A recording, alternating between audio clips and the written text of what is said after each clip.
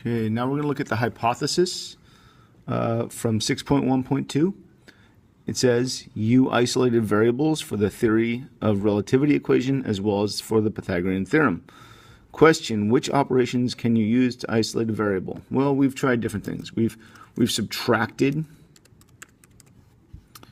so we'll say subtraction. We've definitely done some addition.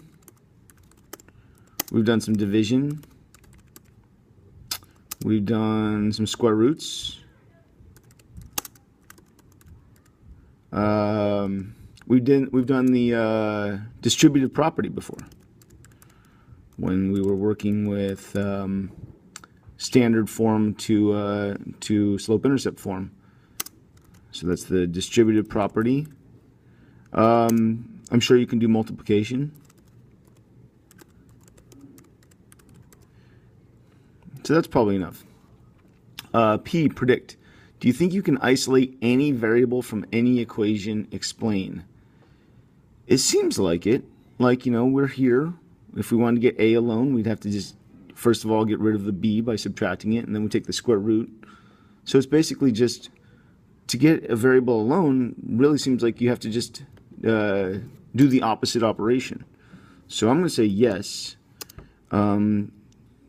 To isolate a variable in an equation, you must undo the operations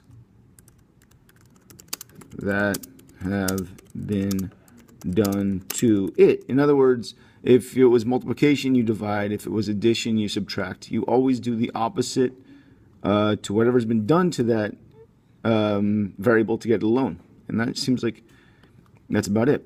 Do you think you can rewrite any known formula in words from the perspective of any variable? So like that's saying, well, once we've gotten A alone, can we say the short leg is equal to the square root of the hypotenuse minus the long leg squared? It seems like that you should be able to do that. I mean, if you know what every variable is called, A here is the short leg, and C is the hypotenuse, and B is the long leg, you should be able to always rewrite it. So I'll say, as long as you know the word for each variable, this should not be a problem. And that seems like a pretty good answer for your hypothesis.